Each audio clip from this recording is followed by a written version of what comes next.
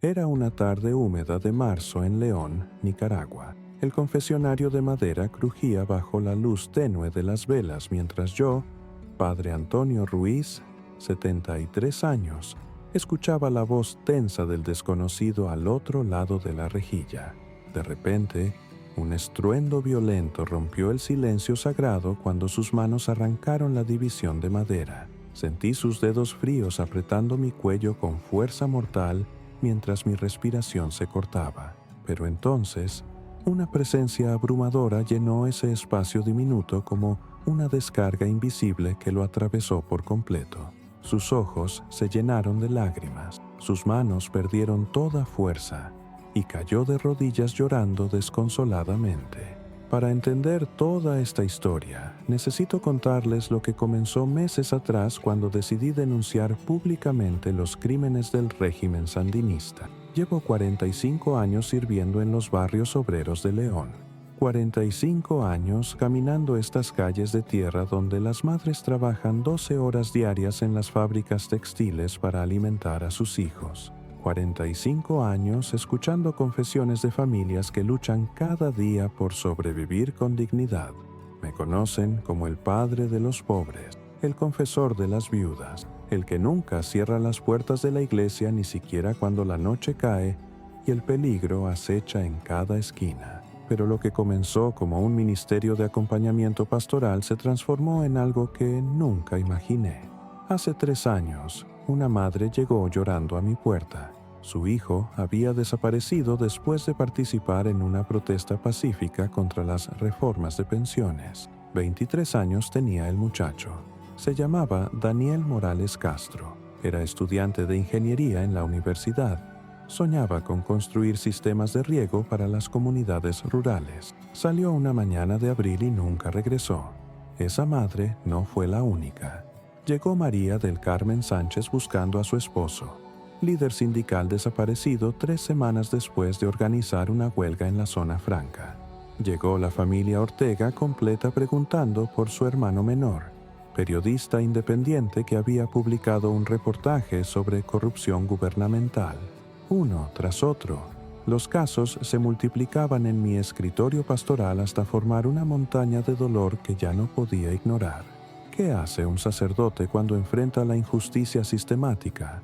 ¿Calla por miedo? ¿Se esconde detrás de discursos espirituales genéricos que no confrontan el mal concreto? Durante semanas me debatí en oración. Las noches eran largas, hermano. Me despertaba a las 3 de la madrugada con el rostro de Daniel Morales grabado en mi mente. Veía los ojos desesperados de su madre cada vez que cerraba los míos. Escuchaba el llanto silencioso de María del Carmen resonando en el vacío de mi habitación. Decidí que prefería morir predicando la verdad que vivir en silencio cómplice. El primer domingo que mencioné los nombres desde el púlpito, sentí el peso del silencio en la congregación. 200 personas conteniendo la respiración. Podía escuchar los latidos acelerados de corazones que sabían exactamente lo que significaba lo que estaba haciendo. Pero cuando terminé la homilía, una anciana de 80 años se puso de pie y comenzó a aplaudir.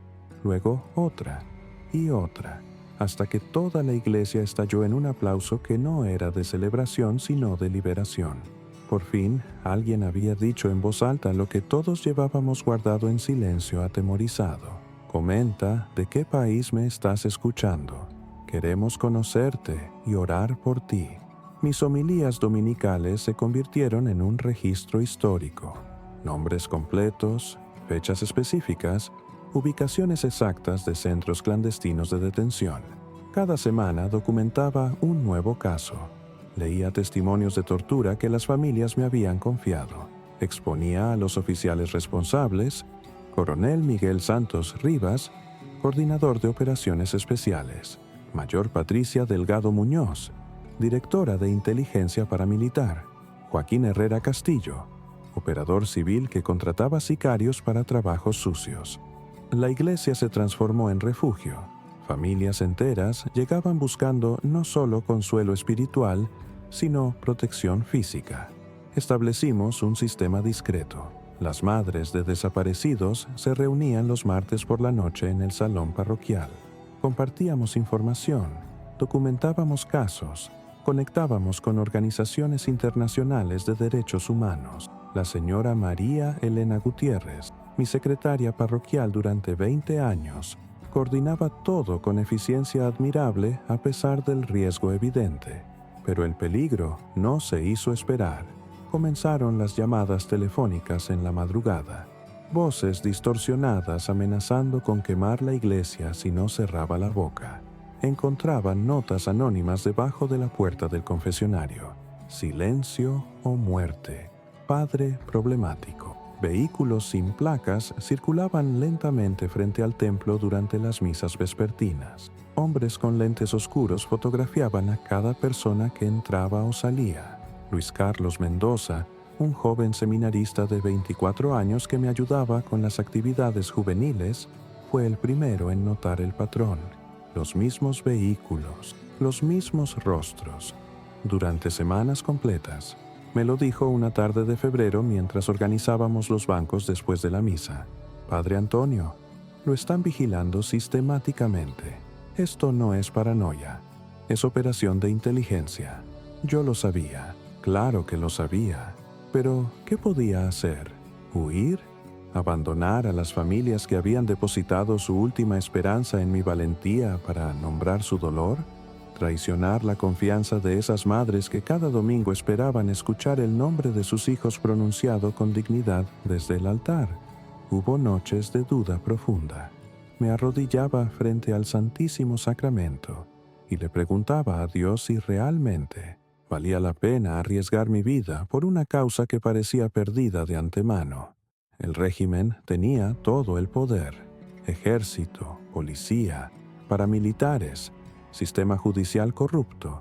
Yo solo tenía mi voz quebrada de anciano y una congregación de pobres sin ninguna influencia política. Pero entonces recordaba las palabras del profeta Miqueas: ya se te ha declarado lo que es bueno, lo que de ti espera el Señor, que practiques la justicia, que ames la misericordia y que camines humildemente con tu Dios. ¿Cómo podía llamarme sacerdote de Jesucristo si no practicaba la justicia? ¿Cómo podía predicar el Evangelio del reino si me sometía al reino de la injusticia por cobardía? Las amenazas escalaron. Una madrugada de principios de marzo, 3 hombres intentaron forzar la puerta de la sacristía. Solo el ladrido furioso de los perros callejeros que duermen en el atrio los ahuyentó. María Elena encontró manchas de sangre en el picaporte al día siguiente. ¿Sangre de quién? Nunca lo supimos. El obispo me llamó a su despacho. Monseñor Carlos Arana Villalta, hombre prudente y pastoral, me tomó las manos con preocupación genuina. Antonio, hermano, tu valentía inspira, pero también preocupa. Tenemos información confiable de que hay planes concretos contra tu vida. Puedo trasladarte a otra diócesis. Puedo enviarte al extranjero por un tiempo. Por favor, considera la prudencia. Le agradecí su cariño paternal, pero le dije lo que llevaba en el corazón. Monseñor, si muero predicando la verdad, moriré haciendo exactamente lo que Cristo me llamó a hacer. Y si sobrevivo, habré demostrado que el miedo no puede silenciar el Evangelio. De cualquier manera, Dios gana. Él me abrazó con lágrimas en los ojos, me dio su bendición episcopal y me dejó partir sabiendo que probablemente no volvería a verme con vida. Lo que no sabía es que mis denuncias habían llegado hasta las estructuras más peligrosas del gobierno y alguien había decidido que mi voz debía silenciarse para siempre. El martes 15 de marzo amaneció con ese calor húmedo característico de León en época seca. La brisa arrastraba polvo rojizo desde los campos de algodón circundantes. Celebré la misa matutina con la docena habitual de ancianas devotas que nunca faltan, aunque el mundo se esté derrumbando.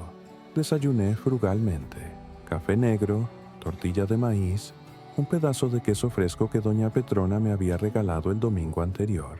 Pasé la mañana visitando enfermos en el barrio. Don Ramón Herrera, 87 años, postrado por un derrame cerebral. La familia Córdoba, donde el padre había perdido su trabajo en la construcción, y los 5 hijos pasaban hambre silenciosa. La joven Marcela Vázquez, embarazada de su primer hijo, abandonada por el novio irresponsable. Ministerio pastoral ordinario en medio de circunstancias extraordinarias de sufrimiento nacional. Regresé a la iglesia pasadas las 4 de la tarde. El confesionario me esperaba como todas las tardes de martes y jueves. Ese ritual sagrado que había cumplido fielmente durante 45 años. Estar disponible para quien necesitara el abrazo misericordioso de Dios manifestado en el sacramento de la reconciliación. Encendí las velas del altar, 6 velas gruesas que iluminan tenuemente el presbiterio cuando cae la tarde y la electricidad, como siempre, falla por cortes programados. El aroma de cera derretida mezclado con incienso de la misa matutina todavía flotaba en el aire tibio. Me puse la estola morada, besé la cruz bordada en el centro y entré a mi lado del confesionario. La madera crujió bajo mi peso. 73 años pesan en las rodillas. Me acomodé en el banco estrecho, respiré profundo y abrí la pequeña ventanilla de la rejilla. Estaba listo para escuchar los pecados, las angustias, las dudas de quien quisiera compartir su carga conmigo. Escuché pasos. Alguien entraba al otro lado del confesionario. Pasos pesados, calculados. No era el andar tímido de quien viene arrepentido. Era el andar decidido de quien viene con una misión clara. Una voz masculina, ronca, tensa, comenzó a hablar. «Padre, necesito confesarme». Pero había algo extraño en el tono. No era humildad, era control forzado, como quien está representando un papel sin creerlo realmente. «Te escucho, hijo», respondí con la mansedumbre pastoral que nunca abandono. «Dios te recibe con amor incondicional». Silencio. Un silencio pesado, cargado. Podía escuchar su respiración acelerada. Podía percibir tensión emanando del otro lado de la rejilla como ondas de calor en el pavimento a mediodía. Entonces ocurrió todo en cuestión de segundos que se sintieron como eternidad. Un estruendo violento. La división de madera del confesionario siendo arrancada con fuerza brutal. El sonido seco de clavos centenarios cediendo. De madera antigua rompiéndose, la rejilla que nos separaba volando por el aire como si no pesara nada, y sus manos, Dios mío, sus manos, dedos fríos, callosados, entrenados para matar, cerrándose alrededor de mi cuello con precisión quirúrgica. Sentí la presión inmediata sobre mi tráquea, el aire cortándose en mis pulmones, mi corazón acelerándose en pánico instintivo. Mi visión comenzando a llenarse de manchas negras que bailaban como moscas ante mis ojos. Vi su rostro por primera vez, 50 y tantos años, piel curtida por el sol, ojos vacíos, entrenados para no sentir. La mirada muerta de quien ha matado antes y matará de nuevo sin ningún remordimiento. Sus brazos eran pura fuerza comprimida. Sus dedos apretaban con determinación escalofriante. Intenté hablar, pero no salía voz. Intenté respirar, pero no entraba aire. Mi mente comenzó a nublarse. Pensé en mi madre, muerta hace 40 años. Pensé en Daniel Morales, el joven desaparecido. Pensé en todas las homilías que no podría predicar, en todas las confesiones que no escucharía más, en todas las familias que quedarían sin su defensor pastoral. Así mueren los curas problemáticos, susurró él cerca de mi oído. Su aliento olía a tabaco barato y aguardiente. Ojalá hubiera cerrado la boca cuando te lo advertimos. Yo estaba muriendo. Lo supe con claridad. Este era mi final. 73 años de vida terminando en un confesionario a manos de un asesino profesional. Mi cuerpo se iba relajando. Dejé de luchar. Una paz extraña me invadió. Si así era como Dios me llamaba, aceptaba. Pero entonces algo imposible sucedió. Una presencia. No hay otra palabra para describirlo. Una presencia abrumadora llenó ese espacio diminuto, como si el aire mismo se electrificara, como si una fuerza invisible atravesara cada molécula del confesionario, como si el cielo se hubiera rasgado y la realidad de Dios hubiera irrumpido en nuestra dimensión física con poder incontestable. Sentí cómo sus manos perdían fuerza. No gradualmente, instantáneamente, como si cada músculo de su cuerpo hubiera recibido una orden superior que no podía desobedecer. Sus dedos se abrieron. Me soltó completamente. Cayó hacia atrás como si una onda expansiva invisible lo hubiera empujado. Yo tosía desesperadamente recuperando el aliento. Mi garganta ardía. Mi visión tardó segundos en aclararse, pero lo que vi cuando pude enfocar la mirada me dejó paralizado de asombro. Él estaba de rodillas. Temblaba de pies a cabeza. Sus ojos, antes vacíos y muertos, ahora rebosaban lágrimas. No lágrimas normales, lágrimas torrenciales, incontrolables, como si todo el dolor contenido de una vida entera estuviera saliendo simultáneamente de su alma. No puedo, repetía entre sollozos que sacudían todo su cuerpo. Los veo a todos, Manuel, Carmen, Roberto, todos están aquí. Me están mirando, me están perdonando. No puedo soportarlo. Yo no entendía. ¿Quiénes eran Manuel, Carmen, Roberto? ¿De qué hablaba este hombre que acababa de intentar asesinarme? Él levantó su rostro hacia mí. Ya no era el rostro del sicario frío y calculador. Era el rostro de un niño aterrorizado y quebrantado. Padre, gimió con voz rota por el llanto. He matado a 17 personas. 17. Y ahora todos están aquí. Puedo verlos, puedo sentirlos. Cada uno. Sus nombres, sus rostros, sus familias. Todo al mismo tiempo. Es insoportable.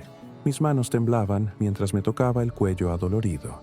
Las marcas de sus dedos ya comenzaban a hincharse en mi piel arrugada. Pero mi corazón pastoral, ese corazón que Dios había moldeado durante 45 años de servicio, se activó por encima del shock y el miedo. Me arrodillé junto a él en el piso sucio del confesionario. Puse mi mano sobre su hombro tembloroso y susurré las palabras que el Espíritu Santo puso en mi boca. Hijo, sea lo que sea que hayas hecho, hay perdón. Dios te está tocando ahora mismo. Esta presencia que sientes no es condenación, es amor. Amor que desarma, amor que transforma, amor que puede hacer nueva criatura hasta del más endurecido. Él lloró durante lo que pareció una eternidad. Lloró con una intensidad que ningún ser humano podría fingir. Lloró con el llanto de quien finalmente enfrenta la magnitud completa de su propio pecado y simultáneamente experimenta la magnitud completa del amor divino. María Elena entró corriendo al escuchar el estruendo.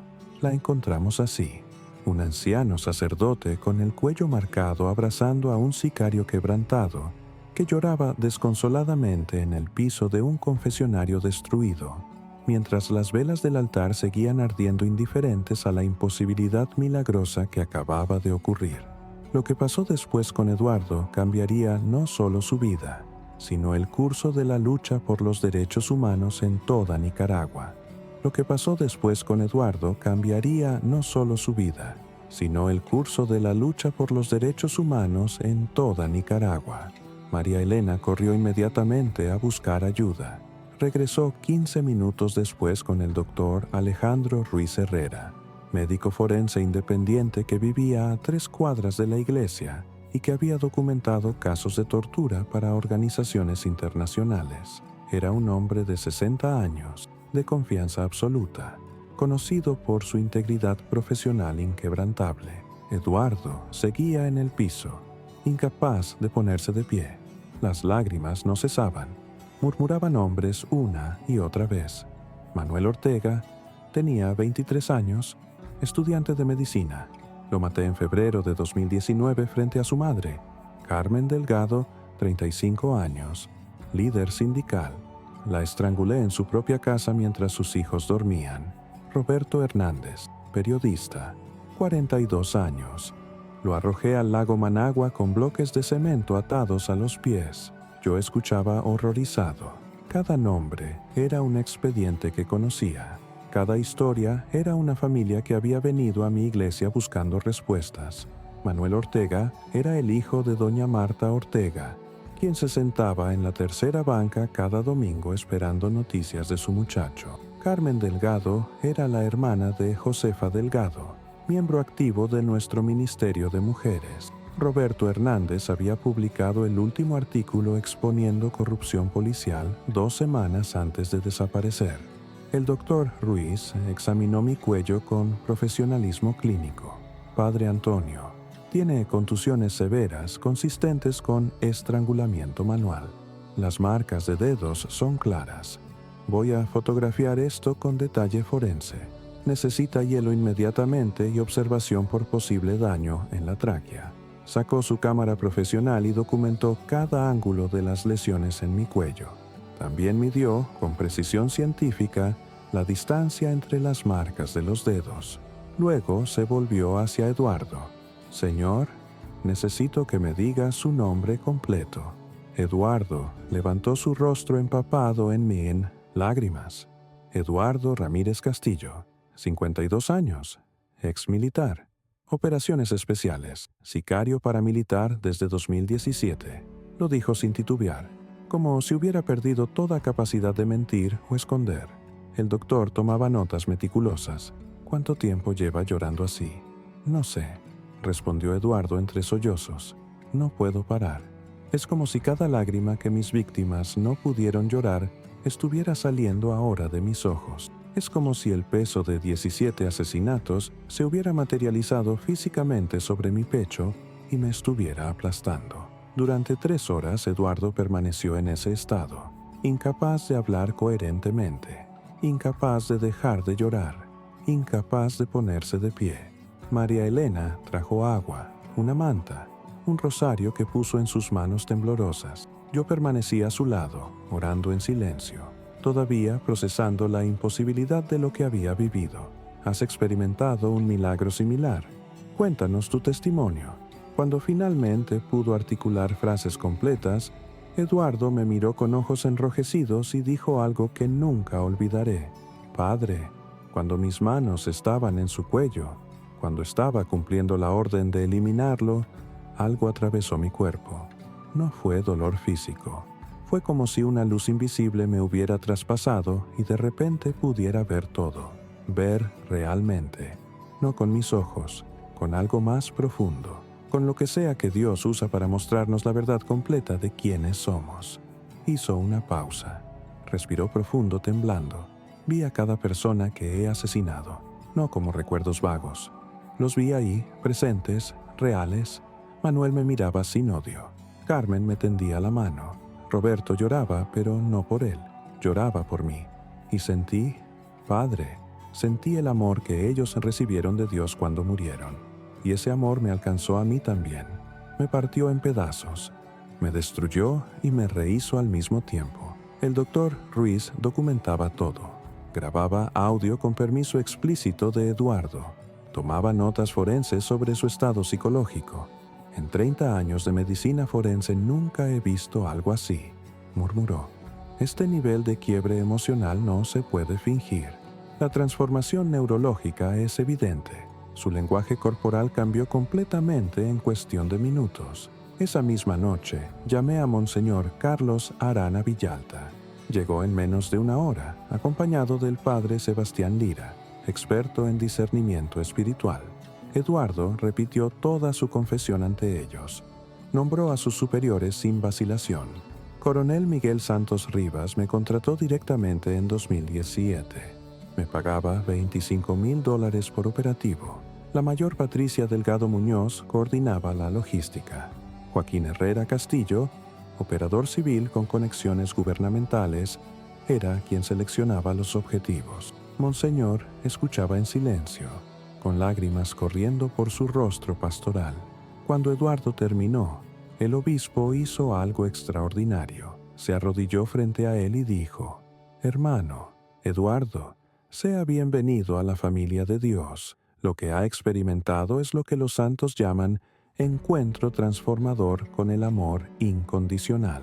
Ahora su vida tiene un nuevo propósito: reparar el daño que sea posible reparar y dar testimonio de que ningún corazón está más allá del alcance de la gracia divina».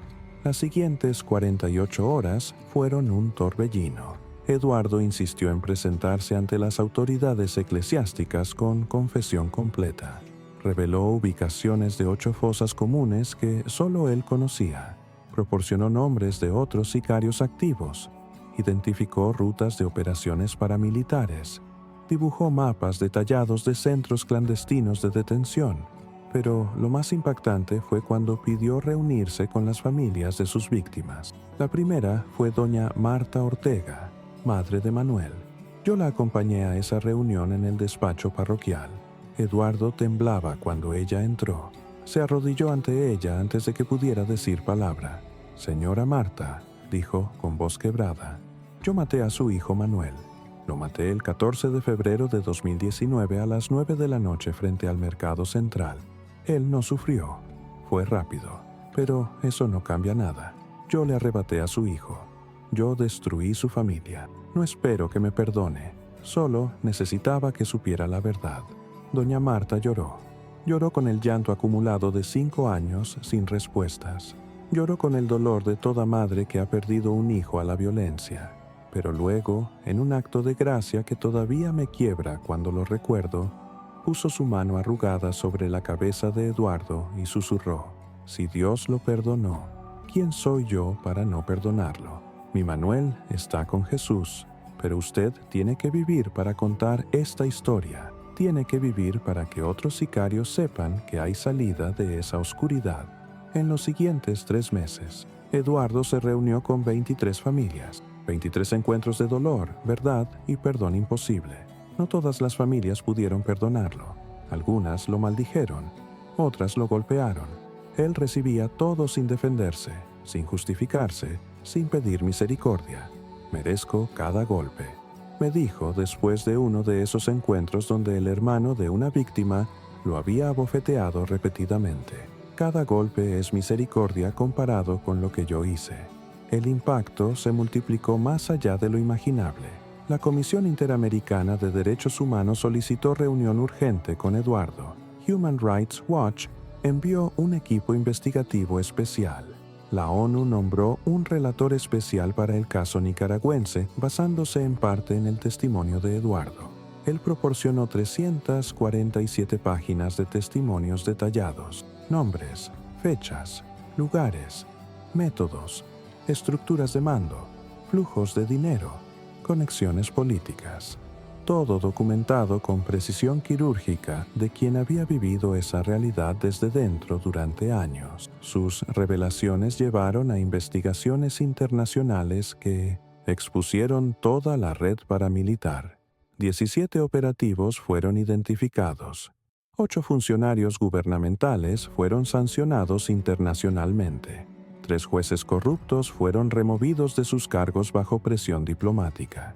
Las familias de 83 desaparecidos finalmente recibieron información sobre el destino de sus seres queridos. Pero más allá de las consecuencias legales y políticas, algo más profundo estaba ocurriendo. Eduardo decidió donar todas sus propiedades a un fondo de reparación para las familias de sus víctimas. Vendió su casa, su vehículo, liquidó sus cuentas bancarias. «Este dinero está manchado de sangre», dijo, «que sirva al menos para la educación de los hijos de las personas que asesiné». Se convirtió en testigo protegido, pero rechazó el programa de reubicación internacional. «No voy a huir», insistió. «Voy a quedarme aquí, donde cometí mis crímenes, y voy a dedicar cada día que me quede de vida a reparar lo que sea posible reparar». Comenzó a trabajar como jardinero en el Hogar Infantil San José, orfanato dirigido por las Hermanas de la Caridad. 12 horas diarias cuidando flores y plantas. Los niños no sabían quién era. Para ellos era simplemente Don Eduardo, el señor amable que arreglaba el jardín y les contaba historias bíblicas mientras podaba los rosales. Por las noches estudiaba teología en un programa especial para laicos. Devoraba los escritos de los santos sobre la conversión: San Agustín, Santa María Magdalena, San Pablo. «Necesito entender lo que me pasó», me explicó. «Necesito un lenguaje para nombrar la gracia que me transformó cuando yo estaba en medio del acto más malvado de mi vida». Las transformaciones continuaban multiplicándose. 3 ex paramilitares buscaron a Eduardo después de escuchar su testimonio. Querían saber si era posible lo que él afirmaba, que Dios podía perdonar hasta a un asesino profesional. Eduardo pasó semanas con cada uno, compartiendo su experiencia. acompañándolos en su propio proceso de arrepentimiento. Uno de ellos, conocido solo como el Canche por su cabello rubio, se presentó voluntariamente ante la justicia internacional después de conversar con Eduardo durante un mes. Si Dios tocó a Eduardo así, declaró en su confesión pública, entonces ninguno de nosotros está fuera de su alcance. Y si no estamos fuera de su alcance, entonces tenemos que rendir cuentas por lo que hemos hecho. Mi ministerio también se transformó. El intento de asesinato paradójicamente me dio una plataforma que nunca había tenido. Medios internacionales cubrieron la historia. Organismos de derechos humanos me invitaron a testimoniar en audiencias internacionales. Pero más importante que la atención mediática fue el fortalecimiento del ministerio local. Establecimos el Centro de Memoria y Reconciliación en un salón anexo a la iglesia. Un espacio donde las familias de víctimas encontraban acompañamiento psicológico, profesional, asesoría legal gratuita y apoyo espiritual pastoral.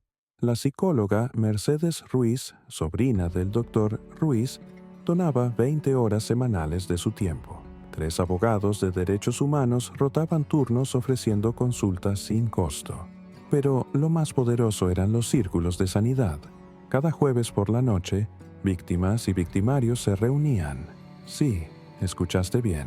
Familiares de desaparecidos sentados en círculo con ex paramilitares arrepentidos. Al principio era casi insostenible. La tensión física era palpable. Algunas madres no podían siquiera mirar a los hombres que quizás habían participado en la desaparición de sus hijos. Pero semana tras semana, historia tras historia, confesión tras confesión, algo milagroso comenzó a tejerse en ese espacio. El perdón, no el perdón barato que minimiza el dolor, el perdón costoso que reconoce la magnitud completa del daño y aún así elige la reconciliación por encima de la venganza. Conocí a Rosa Martínez, esposa de un desaparecido, quien después de 8 meses de asistir a estos círculos, abrazó a uno de los exsicarios y le dijo, «Odiarlos no me devuelve a mi esposo, pero perdonarlos me devuelve mi humanidad, y me niego a que ustedes me roben también eso». 89 familias participaron en procesos de reconciliación durante los primeros 2 años. 89 encuentros imposibles donde el amor de Dios demostró ser más poderoso que la sed de venganza, donde la gracia transformadora probó ser más real que el odio acumulado. Eduardo se convirtió en coordinador natural de estos procesos. Él entendía mejor que nadie ambos lados de la ecuación. Conocía la mentalidad del sicario porque la había vivido. Conocía el dolor de las familias porque ahora él mismo cargaba ese dolor como propio. Era puente humano entre 2 mundos que parecían irreconciliables. Pero la transformación de Eduardo no fue lineal ni fácil. Hubo noches de duda terrible. Me buscaba en la madrugada, temblando, después de pesadillas donde revivía sus crímenes. Padre Antonio, lloraba. ¿Cómo puedo estar seguro de que Dios realmente me perdonó? ¿Cómo sé que no estoy simplemente engañándome a mí mismo? Yo le recordaba esa tarde en el confesionario. Le recordaba la presencia abrumadora que lo había atravesado. Le recordaba las lágrimas que no podía controlar, el amor imposible que había experimentado, las víctimas que se le habían manifestado no con odio, sino con perdón. Eduardo, le decía, esas no son experiencias que la mente humana pueda fabricar. Eso fue Dios interrumpiendo tu maldad con su bondad. Eso fue gracia pura, derramándose sobre el menos merecedor. Eso es exactamente lo que el Evangelio promete, vida nueva para quien estaba muerto en sus pecados. También enfrentó amenazas reales de ex compañeros paramilitares que lo consideraban traidor. Recibió mensajes anónimos amenazando con hacerle lo que él había hecho a otros. 2 veces. Intentaron agredirlo físicamente en la calle. Una vez lo siguieron hasta el orfanato donde trabajaba. Pero Eduardo no huyó. No buscó protección policial. No abandonó su misión de reparación. Si me matan por dar testimonio de lo que Dios hizo conmigo, me dijo con serenidad escalofriante, Entonces moriré haciendo lo correcto por primera vez en mi vida adulta, y eso es más de lo que merezco. Su fe crecía día a día. Asistía a misa diaria. Pasaba horas en adoración eucarística. Memorizaba salmos completos. Estudiaba las epístolas de Pablo con hambre voraz de quien descubre un tesoro que había ignorado toda su vida. Padre, me confesó un día, cuando leo que Cristo murió por los impíos, finalmente entiendo que yo soy exactamente ese impío. Y cuando leo que donde abundó el pecado, sobreabundó la gracia, veo mi propia historia escrita hace 2000 años. Pero lo que más me impactó fue observar cómo Eduardo desarrolló una compasión radical por otros victimarios. No justificaba sus crímenes, nunca minimizaba el daño que causaban, pero veía en cada sicario activo una versión de su yo pasado, un ser humano que había perdido su humanidad y que necesitaba encontrar el camino de regreso. Comenzó un ministerio clandestino de alcance a paramilitares activos. Era peligrosísimo. Él buscaba encuentros en lugares públicos con hombres que todavía estaban en operaciones criminales. Les compartía su testimonio, les mostraba que había salida de esa vida, les ofrecía acompañamientos y decidían arrepentirse. 5 ex sicarios se entregaron siguiendo el ejemplo de Eduardo en los primeros 3 años. 5 hombres que habían vivido de la violencia, que eligieron la verdad y la reconciliación por encima del dinero y el poder.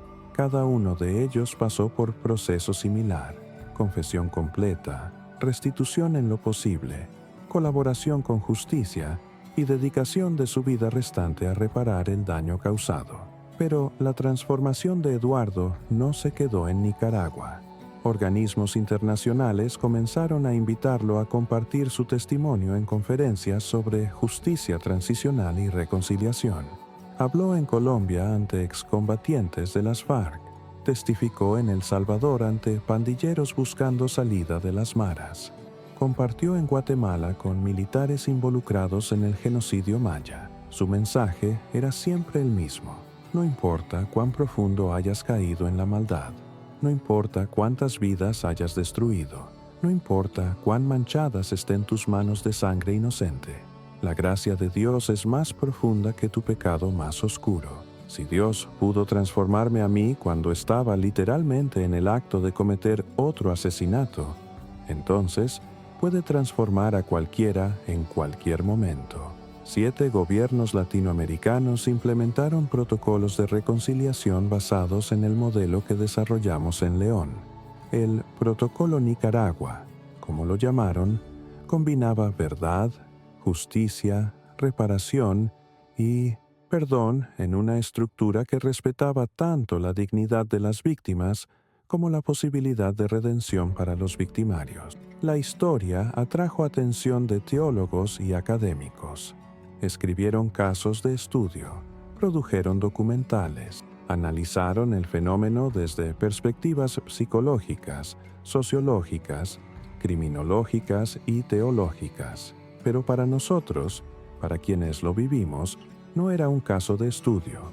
Era testimonio vivo de que Dios sigue actuando con el mismo poder transformador con que actuó en la conversión de Saulo de Tarso en el camino a Damasco. Pero la transformación de Eduardo también tocó algo profundo en mí. Yo había dedicado 45 años a predicar el Evangelio. Había pronunciado miles de homilías sobre el amor de Dios, el perdón, la gracia transformadora. Pero ver esas verdades manifestarse con tal poder concreto en la vida de un asesino quebrantado renovó mi propia fe de manera que no esperaba a mis 73 años. Comprendí que mi ministerio profético de denuncia no era suficiente. La denuncia era necesaria pero incompleta. Dios me estaba llamando también a un ministerio de reconciliación.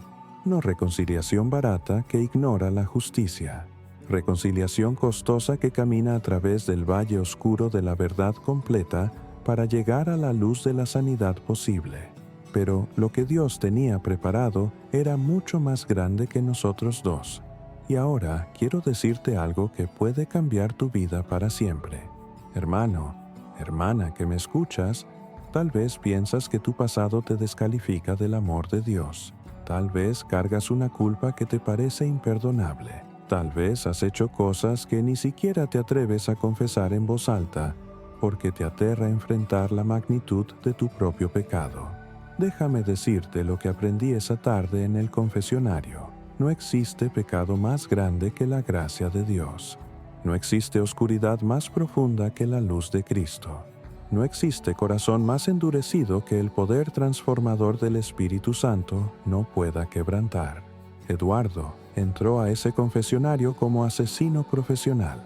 Salió como hijo perdonado de Dios, no porque lo mereciera, no porque hubiera hecho algo para ganarlo, sino porque Dios decidió interrumpir su maldad con bondad abrumadora. Si Dios hizo eso por Eduardo, puede hacerlo por ti. Si Dios puede transformar a un sicario con 17 asesinatos en su conciencia, puede transformar tu situación, tu dolor, tu pecado, tu desesperanza. Tal vez no has matado a nadie físicamente, pero tal vez has asesinado sueños, has destruido relaciones, has aplastado esperanzas. Tal vez tu violencia ha sido emocional, psicológica, espiritual. Tal vez has sido victimario en tu familia, tu trabajo, tu comunidad. O tal vez eres víctima. Tal vez alguien te hizo lo que Eduardo hizo a sus 17 víctimas. Tal vez cargas dolor que ningún ser humano debería tener que cargar. Tal vez el odio y el deseo de venganza te consumen día y noche. Para ti también hay gracia. Gracia que te permite soltar el odio sin traicionar la memoria de tu ser querido. Gracia que te devuelve tu humanidad sin minimizar el daño que te hicieron. Gracia que te permite perdonar lo imperdonable no porque el otro lo merezca, sino porque tú mereces ser libre del veneno del resentimiento. Doña Marta Ortega me dijo algo que nunca olvidaré. Padre Antonio, perdonar a Eduardo no significa que lo que hizo estuvo bien. Significa que yo elijo no permitir que su pecado defina el resto de mi vida. Él mató a mi hijo, pero yo me niego a morir también en ese odio. Esa es la gracia de la que hablo. Esa es la transformación que presencié. Esa es la invitación que Dios te hace hoy mientras escuchas este testimonio. No olvides suscribirte y compartir este testimonio con quien lo necesite. Si mientras escuchabas este testimonio sentiste que tu corazón se movía, si reconociste tu propia necesidad de transformación, quiero decirte que Dios tiene preparado un encuentro personal contigo, una experiencia de su amor que cambiará tu historia. La misma presencia que transformó a Eduardo y fortaleció al Padre Antonio está aquí contigo ahora mismo. No es casualidad que hayas llegado a este testimonio. Es cita divina. Es Dios buscándote donde estás para ofrecerte lo que más necesitas. Perdón si eres victimario, sanidad si eres víctima, propósito si estás perdido, esperanza si estás desesperado. Padre Celestial, toca el corazón de cada persona que nos escucha. Manifiéstate en su vida como lo hiciste en ese confesionario. Transforma su dolor en propósito, su miedo en fe, su pasado en testimonio de tu gracia. Que experimenten la misma presencia abrumadora que detuvo las manos de un asesino y las convirtió en manos de servicio. Que conozcan el amor incondicional que desarma hasta al más endurecido. Que encuentren el perdón que restaura la dignidad perdida, que descubran el propósito que da sentido al sufrimiento vivido. En el nombre poderoso de Jesús. Amén. Y ahora, hermano, hermana, te dejo con instrucciones prácticas. Busca una iglesia donde puedas crecer espiritualmente. No una iglesia perfecta, porque no existe, pero una comunidad de fe donde encuentres acompañamiento genuino en tu proceso de transformación.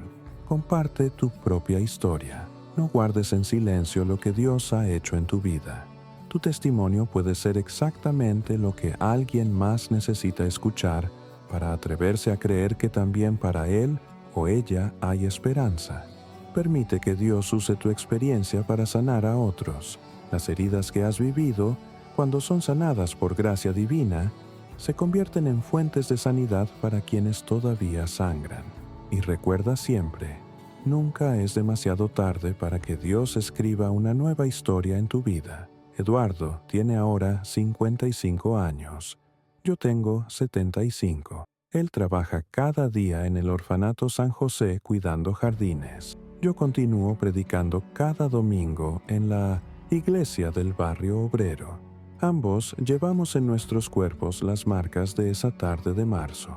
Yo tengo cicatrices permanentes en el cuello. Él tiene lágrimas que brotan cada vez que recuerda la presencia que lo transformó. El Centro de Memoria y Reconciliación atiende ahora 340 familias al año. 15 ex paramilitares han seguido el camino de conversión que Eduardo modeló.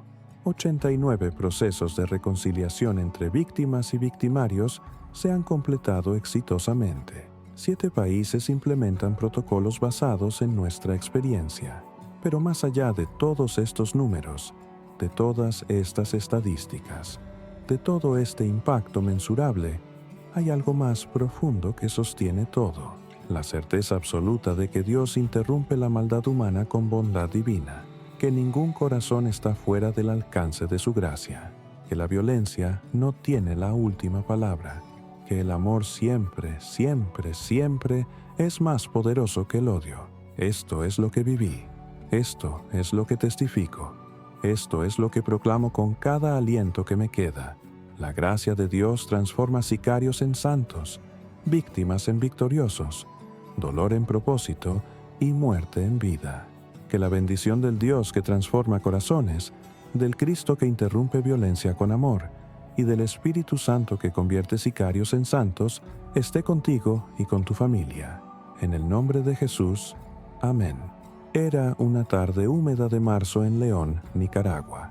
El confesionario de madera crujía bajo la luz tenue de las velas mientras yo, Padre Antonio Ruiz, 73 años, escuchaba la voz tensa del desconocido al otro lado de la rejilla. De repente, un estruendo violento rompió el silencio sagrado cuando sus manos arrancaron la división de madera. Sentí sus dedos fríos apretando mi cuello con fuerza mortal mientras mi respiración se cortaba. Pero entonces, una presencia abrumadora llenó ese espacio diminuto como una descarga invisible que lo atravesó por completo. Sus ojos se llenaron de lágrimas, sus manos perdieron toda fuerza y cayó de rodillas llorando desconsoladamente. Para entender toda esta historia, necesito contarles lo que comenzó meses atrás cuando decidí denunciar públicamente los crímenes del régimen sandinista. Llevo 45 años sirviendo en los barrios obreros de León. 45 años caminando estas calles de tierra donde las madres trabajan 12 horas diarias en las fábricas textiles para alimentar a sus hijos. 45 años escuchando confesiones de familias que luchan cada día por sobrevivir con dignidad. Me conocen como el padre de los pobres, el confesor de las viudas, el que nunca cierra las puertas de la iglesia, ni siquiera cuando la noche cae, y el peligro acecha en cada esquina. Pero lo que comenzó como un ministerio de acompañamiento pastoral se transformó en algo que nunca imaginé. Hace 3 años, una madre llegó llorando a mi puerta. Su hijo había desaparecido después de mi Nazis participar en una protesta pacífica contra las reformas de pensiones. 23 años tenía el muchacho. Se llamaba Daniel Morales Castro. Era estudiante de ingeniería en la universidad. Soñaba con construir sistemas de riego para las comunidades rurales. Salió una mañana de abril y nunca regresó. Esa madre no fue la única. Llegó María del Carmen Sánchez buscando a su esposo, líder sindical desaparecido 3 semanas después de organizar una huelga en la zona franca. Llegó la familia Ortega completa, preguntando por su hermano menor, periodista independiente que había publicado un reportaje sobre corrupción gubernamental. Uno tras otro, los casos se multiplicaban en mi escritorio pastoral hasta formar una montaña de dolor que ya no podía ignorar. ¿Qué hace un sacerdote cuando enfrenta la injusticia sistemática? ¿Calla por miedo? ¿Se esconde detrás de discursos espirituales genéricos que no confrontan el mal concreto? Durante semanas me debatí en oración. Las noches eran largas, hermano. Me despertaba a las 3 de la madrugada con el rostro de Daniel Morales grabado en mi mente. Veía los ojos desesperados de su madre cada vez que cerraba los míos. Escuchaba el llanto silencioso de María del Carmen resonando en el vacío de mi habitación. Decidí que prefería morir predicando la verdad que vivir en silencio cómplice. El primer domingo que mencioné los nombres desde el púlpito, sentí el peso del silencio en la congregación. 200 personas conteniendo la respiración. Podía escuchar los latidos acelerados de corazones que sabían exactamente lo que significaba lo que estaba haciendo. Pero cuando terminé la homilía, una anciana de 80 años se puso de pie y comenzó a aplaudir. Luego otra y otra, hasta que toda la iglesia estalló en un aplauso que no era de celebración sino de liberación. Por fin, alguien había dicho en voz alta lo que todos llevábamos guardado en silencio atemorizado. Comenta de qué país me estás escuchando. Queremos conocerte y orar por ti. Mis homilías dominicales se convirtieron en un registro histórico. Nombres completos, fechas específicas, ubicaciones exactas de centros clandestinos de detención. Cada semana documentaba un nuevo caso. Leía testimonios de tortura que las familias me habían confiado. Exponía a los oficiales responsables. Coronel Miguel Santos Rivas, coordinador de operaciones especiales. Mayor Patricia Delgado Muñoz, directora de inteligencia paramilitar. Joaquín Herrera Castillo, operador civil que contrataba sicarios para trabajos sucios. La iglesia se transformó en refugio. Familias enteras llegaban buscando no solo consuelo espiritual, sino protección física. Establecimos un sistema discreto. Las madres de desaparecidos se reunían los martes por la noche en el salón parroquial. Compartíamos información, documentábamos casos, conectábamos con organizaciones internacionales de derechos humanos. La señora María Elena Gutiérrez, mi secretaria parroquial durante 20 años, coordinaba todo con eficiencia admirable a pesar del riesgo evidente. Pero el peligro no se hizo esperar. Comenzaron las llamadas telefónicas en la madrugada, voces distorsionadas amenazando con quemar la iglesia si no cerraba la boca. Encontraba notas anónimas debajo de la puerta del confesionario. Silencio o muerte. Padre problemático. Vehículos sin placas circulaban lentamente frente al templo durante las misas vespertina. Hombres con lentes oscuros fotografiaban a cada persona que entraba o salía. Luis Carlos Mendoza, un joven seminarista de 24 años que me ayudaba con las actividades juveniles, fue el primero en notar el patrón. Los mismos vehículos, los mismos rostros, durante semanas completas. Me lo dijo una tarde de febrero mientras organizábamos los bancos después de la misa. Padre Antonio, lo están vigilando sistemáticamente. Esto no es paranoia, es operación de inteligencia. Yo lo sabía, claro que lo sabía, pero ¿qué podía hacer? ¿Huir? ¿Abandonar a las familias que habían depositado su última esperanza en mi valentía para nombrar su dolor? ¿Traicionar la confianza de esas madres que cada domingo esperaban escuchar el nombre de sus hijos pronunciado con dignidad desde el altar? Hubo noches de duda profunda. Me arrodillaba frente al Santísimo Sacramento y le preguntaba a Dios si realmente valía la pena arriesgar mi vida por una causa que parecía perdida de antemano. El régimen tenía todo el poder: ejército, policía, paramilitares, sistema judicial corrupto. Yo solo tenía mi voz quebrada de anciano y una congregación de pobres sin ninguna influencia política. Pero entonces recordaba las palabras del profeta Miqueas: ya se te ha declarado lo que es bueno, lo que de ti espera el Señor, que practiques la justicia, que ames la misericordia y que camines humildemente con tu Dios. ¿Cómo podía llamarme sacerdote de Jesucristo si no practicaba la justicia? ¿Cómo podía predicar el Evangelio del Reino si me sometía al reino de la injusticia por cobardía? Las amenazas escalaron. Una madrugada de principios de marzo, 3 hombres intentaron forzar la puerta de la sacristía. Solo el ladrido furioso de los perros callejeros que duermen en el atrio los ahuyentó. María Elena encontró manchas de sangre en el picaporte al día siguiente. ¿Sangre de quién? Nunca lo supimos. El obispo me llamó a su despacho. Monseñor Carlos Arana Villalta, hombre prudente y pastoral, me tomó las manos con preocupación genuina. Antonio, hermano, tu valentía inspira, pero también preocupa. Tenemos información confiable de que hay planes concretos contra tu vida. Puedo trasladarte a otra diócesis. Puedo enviarte al extranjero por un tiempo. Por favor, considera la prudencia. Le agradecí su cariño paternal, pero le dije lo que llevaba en el corazón. Monseñor, si muero predicando la verdad, moriré haciendo exactamente lo que Cristo me llamó a hacer. Y si sobrevivo, habré demostrado que el miedo no puede silenciar el Evangelio. De cualquier manera, Dios gana. Él me abrazó con lágrimas en los ojos, me dio su bendición episcopal y me dejó partir sabiendo que probablemente no volvería a verme con vida. Lo que no sabía es que mis denuncias habían llegado hasta las estructuras más peligrosas del gobierno, y alguien había decidido que mi voz debía silenciarse para siempre. El martes 15 de marzo amaneció con ese calor húmedo característico de León en época seca. La brisa arrastraba polvo rojizo desde los campos de algodón circundantes. Celebré la misa matutina con la docena habitual de ancianas devotas que nunca faltan, aunque el mundo se esté derrumbando. Desayuné frugalmente: café negro, tortilla de maíz, un pedazo de queso fresco que doña Petrona me había regalado el domingo anterior. Pasé la mañana visitando enfermos en el barrio. Don Ramón Herrera, 87 años, postrado por un derrame cerebral.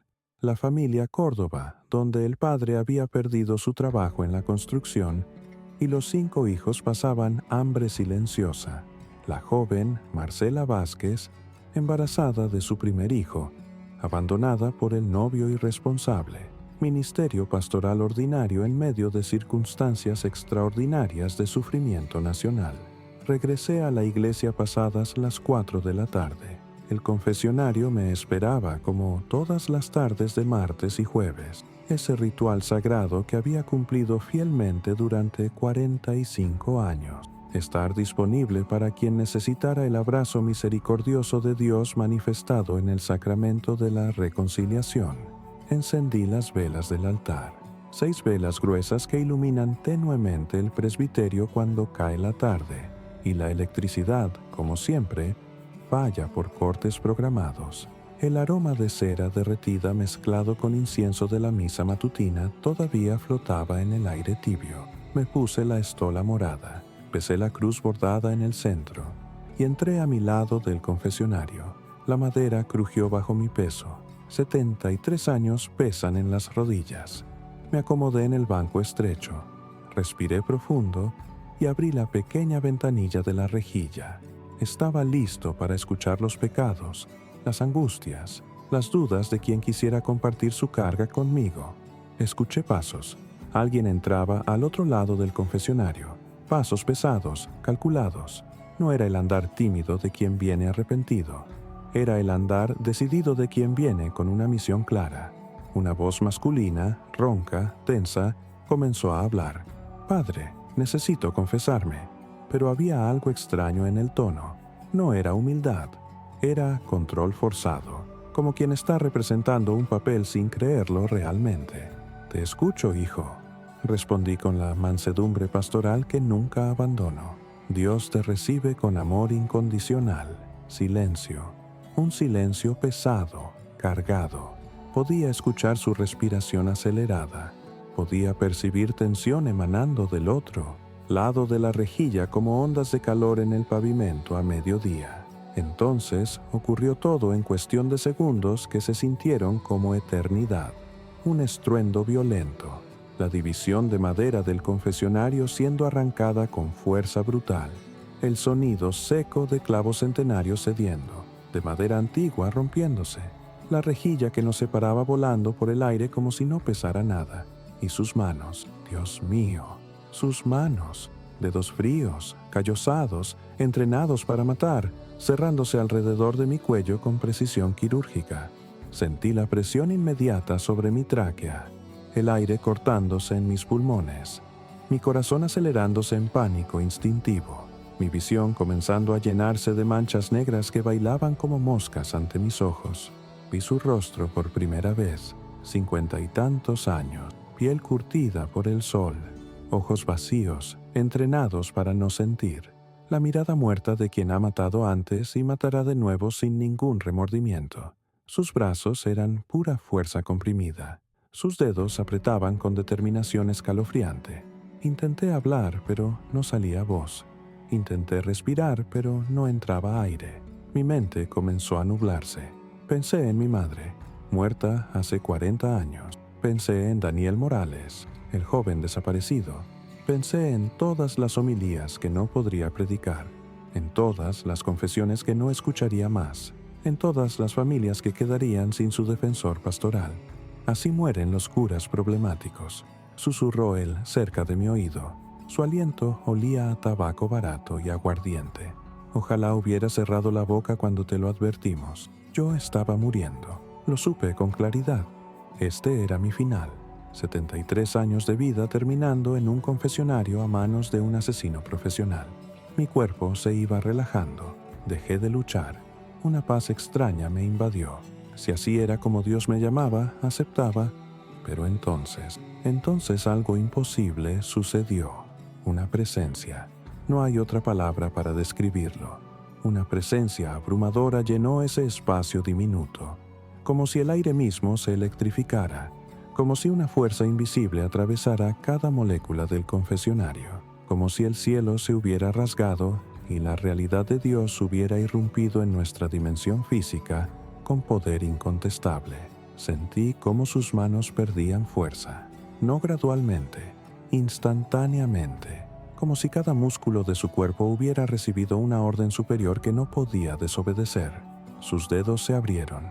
Me soltó completamente.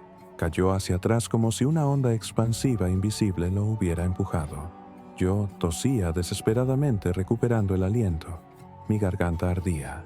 Mi visión tardó segundos en aclararse, pero lo que vi cuando pude enfocar la mirada me dejó paralizado de asombro. Él estaba de rodillas. Temblaba de pies a cabeza. Sus ojos, antes vacíos y muertos, ahora rebosaban lágrimas. No lágrimas normales, lágrimas torrenciales, incontrolables, como si todo el dolor contenido de una vida entera estuviera saliendo simultáneamente de su alma. No puedo, repetía entre sollozos que sacudían todo su cuerpo. Los veo a todos. Manuel, Carmen, Roberto, todos están aquí. Me están mirando, me están perdonando. No puedo soportarlo. Yo no entendía. ¿Quiénes eran Manuel, Carmen, Roberto? ¿De qué hablaba este hombre que acababa de intentar asesinarme? Él levantó su rostro hacia mí. Ya no era el rostro del sicario frío y calculador. Era el rostro de un niño aterrorizado y quebrantado. Padre, gimió con voz rota por el llanto. He matado a 17 personas. 17. Y ahora todos están aquí. Puedo verlos. Puedo sentirlos. Cada uno. Sus nombres, sus rostros, sus familias. Todo al mismo tiempo. Es insoportable. Mis manos temblaban mientras me tocaba el cuello adolorido. Las marcas de sus dedos ya comenzaban a hincharse en mi piel arrugada. Pero mi corazón pastoral, ese corazón que Dios había moldeado durante 45 años de servicio, se activó por encima del shock y el miedo. Me arrodillé junto a él en el piso sucio del confesionario. Puse mi mano sobre su hombro tembloroso y susurré las palabras que el Espíritu Santo puso en mi boca. Hijo, sea lo que sea que hayas hecho, hay perdón. Dios te está tocando ahora mismo. Esta presencia que sientes no es condenación, es amor. Amor que desarma, amor que transforma, amor que puede hacer nueva criatura hasta del más endurecido. Él lloró durante lo que pareció una eternidad. Lloró con una intensidad que ningún ser humano podría fingir. Lloró con el llanto de quien finalmente enfrenta la magnitud completa de su propio pecado y simultáneamente experimenta la magnitud completa del amor divino. María Elena entró corriendo al escuchar el estruendo. La encontramos así, un anciano sacerdote con el cuello marcado abrazando a un sicario quebrantado que lloraba desconsoladamente en el piso de un confesionario destruido, mientras las velas del altar seguían ardiendo indiferentes a la imposibilidad milagrosa que acababa de ocurrir. Lo que pasó después con Eduardo cambiaría no solo su vida, sino el curso de la lucha por los derechos humanos en toda Nicaragua.